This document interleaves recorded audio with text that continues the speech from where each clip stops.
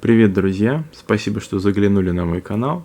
В преддверии открытия сезона 2017, пока на полях еще лежит снег, хотелось бы поговорить с вами на тему частых ошибок как начинающих, так и достаточно опытных кладоискателей. На досуге я посмотрел несколько видео по теме от комрадов. Смотрел я эти видео, конечно же, с некоторым предвкушением.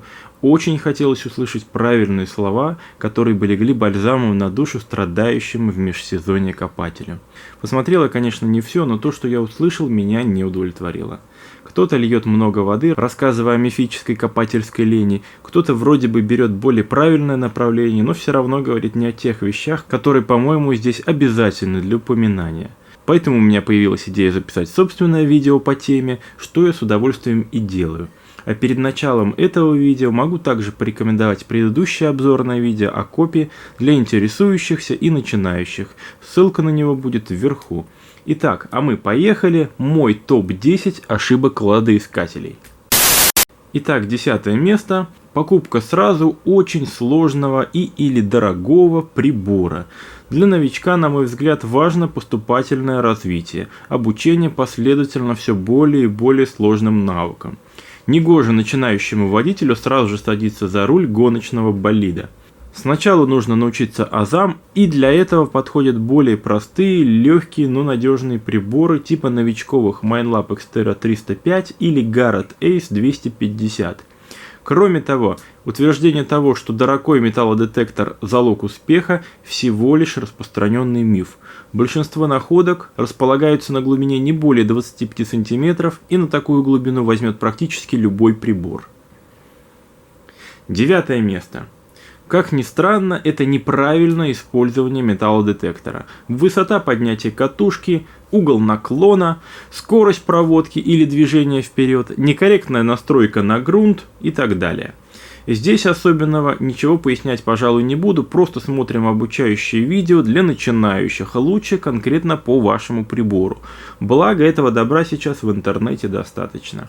Отчасти можно отнести сюда же и неиспользование некоторыми копателями ручного пинпоинтера, который помогает сделать процесс поиска цели в уже выкопанной ямке, комке существенно более эффективным.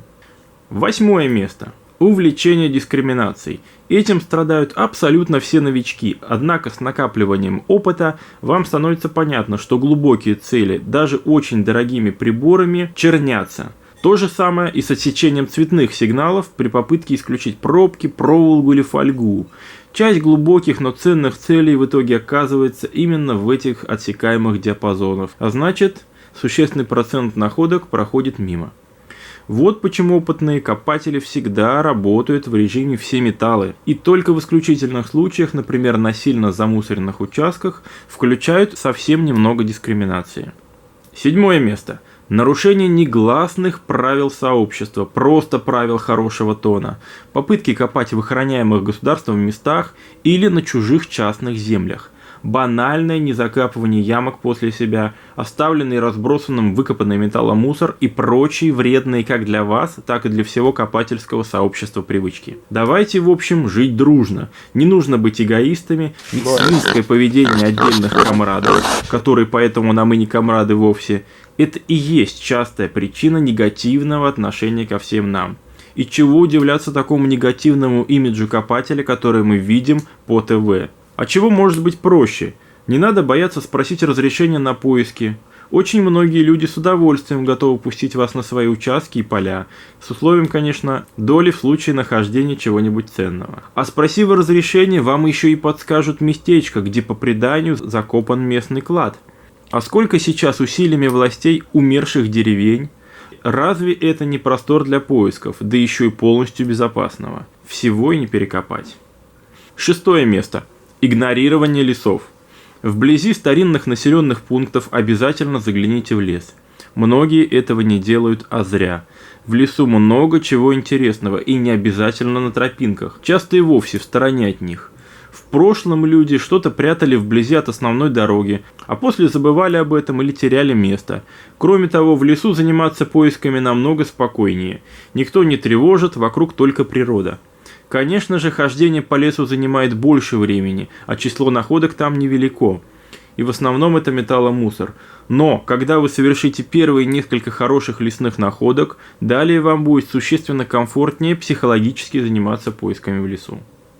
5 место. Мусорофобия. Много пробок на выбранном вами месте? Начинающие копатели быстро огорчаются, откопав подряд с десяток пробок или язычков от пивных банок. Не выдержав, они торопятся сменить место, а часто зря. Ведь если рассуждать, пробки и банки как раз и являются одним из точных индикаторов, что тут был человек.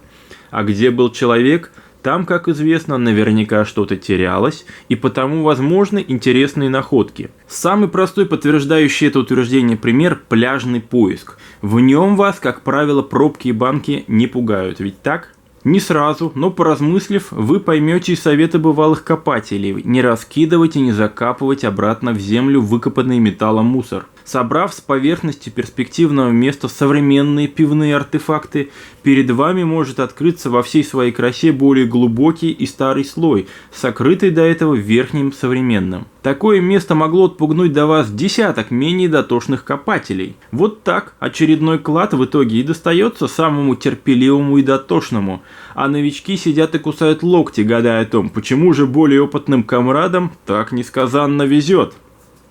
4 место. Вообще применяйте дедукцию. Если вы выкопали из земли хорошую монету, то не спешите закапывать ямку. Расширьте ее и прозвоните ее еще разок, но уже глубже. И только при полном отсутствии сигналов закапывайте. Многие начинающие искатели, достав монету, тут же закапывают ямку, а в ямке может лежать еще с десяток монет. Если вы не в курсе, существует целое направление, которое называется шурф, предполагающее последовательное снятие нескольких слоев земли и прозванивание места все глубже и глубже, на предположительно перспективных местах или же местах, где уже были совершены интересные находки. Итак, мы приближаемся к тройке. 3 место. Язык до клада доведет. Общение с местными – это важный канал поступления информации, который многие несправедливо избегают. При встречах по возможности будьте дружелюбны и общительны, но не до наивности. Часто местные могут дать много полезной и не очень информации. Впрочем, этот совет прямо противоположен еще одному, также имеющему место быть. В целом стараться работать более-менее скрытно и меньше попадаться людям на глаза, дабы не нажить себе проблем. 2 место. Еще один частый миф: чем дальше, тем больше. Многие поисковики наивно полагают, что чем дальше уедешь, тем больше находок будет. Не всегда. А если в поиске вы не руководствуетесь старыми картами, то как раз и наоборот. Где есть люди, там и есть потерянные предметы, а значит вероятность что-то найти в разы выше.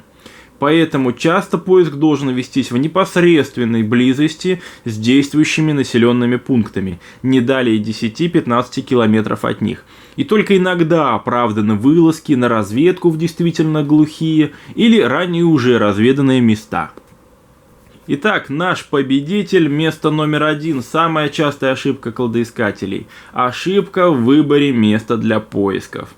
Неумение пользоваться или ориентироваться по картам, по местности, игнорирование берегов, водоемов и рек.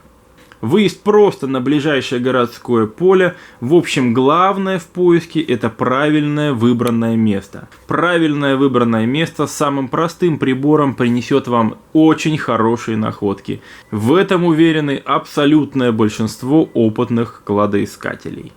Ну что ж, а на этом наш топ-10 ошибок кладоискателей заканчивается. Я хочу пожелать вам в новом сезоне замечательных находок, серебра, золота, прочих самых ценнейших артефактов, которые бы пополнили ваши коллекции.